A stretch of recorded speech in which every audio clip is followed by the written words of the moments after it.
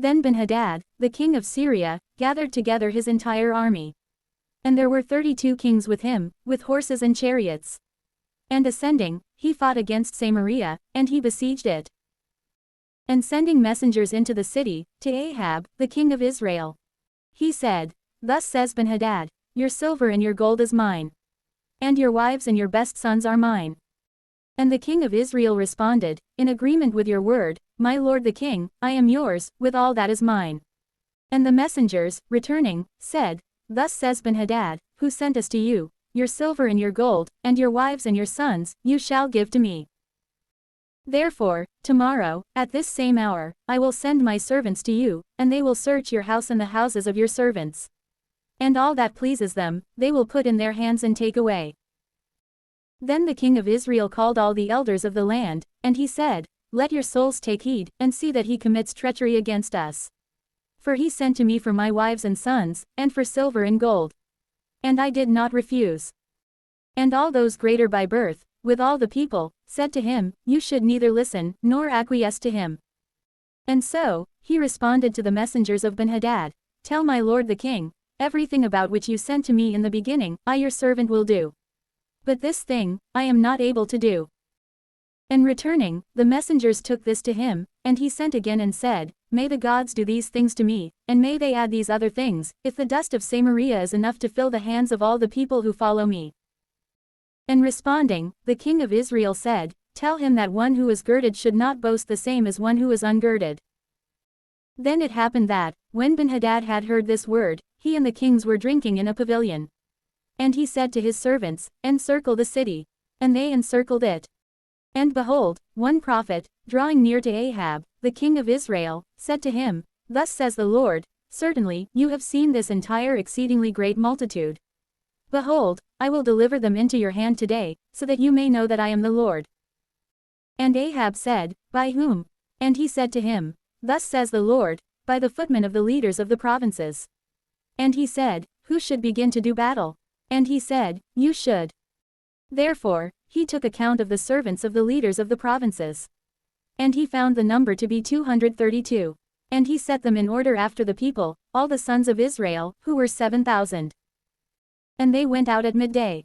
But Ben-Hadad was drinking, he was inebriated in his pavilion, and the 32 kings with him, who had arrived in order to assist him. Then the servants of the leaders of the provinces went out to the first place, at the front. And so, Ben-Hadad sent, and they reported to him, saying, Men have gone out from Samaria. And he said, If they have arrived for peace, apprehend them alive, if to do battle, capture them alive. Therefore, the servants of the leaders of the provinces went out, and the remainder of the army was following. And each one struck down the man who came against him. And the Syrians fled, and Israel pursued them.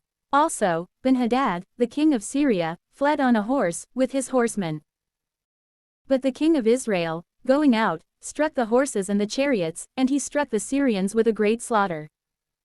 Then a prophet, drawing near to the king of Israel, said to him, Go and be strengthened. And know and see what you are doing.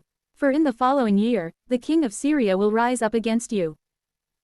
Then truly, the servants of the king of Syria said to him, Their gods are the gods of the mountains, because of this, they have overwhelmed us. But it is better that we fight against them in the plains, and then we will prevail over them. Therefore, you should do this word, remove each of the kings from your army, and set commanders in their place. And replace the number of soldiers who have been cut down of yours, and the horses, in accord with the earlier number of horses, and the chariots, in accord with the number of chariots that you had before. And we will fight against them in the plains, and you will see that we will prevail over them. And he trusted in their counsel, and he did so. Therefore, after the passing of the year, Ben-Hadad took account of the Syrians, and he ascended to Aphek, so that he might fight against Israel. Then the sons of Israel were numbered, and taking provisions, they set out to the opposite side. And they stretched out the camp facing them, like 2 little flocks of goats. But the Syrians filled the land. And one man of God, drawing near, said to the king of Israel, Thus says the Lord, because the Syrians have said, The Lord is the God of the mountains, but he is not the God of the valleys, I will deliver this entire great multitude into your hand, and you shall know that I am the Lord. And for 7 days, both sides arranged each of their battle lines. Then, on the 7th day, the war was undertaken. And the sons of Israel struck down, from the Syrians, 100,000 foot soldiers in one day. Then those who had remained fled to Aphek, into the city. And the wall fell upon 27,000 men of those who had remained. Then Ben-Hadad, fleeing, entered the city, into a room that was inside another room. And his servants said to him, Behold, we have heard that the kings of the house of Israel show clemency. And so, let us put sackcloth around our waists, and ropes on our heads, and let us go out to the king of Israel. Perhaps he will save our lives. So they wrapped sackcloth around their waists, and they placed ropes on their heads. And they went to the king of Israel, and they said to him, Your servant, Ben-Hadad, says, I beg you to let my soul live. And he replied, If he is still alive, he is my brother. The men accepted this as a good sign.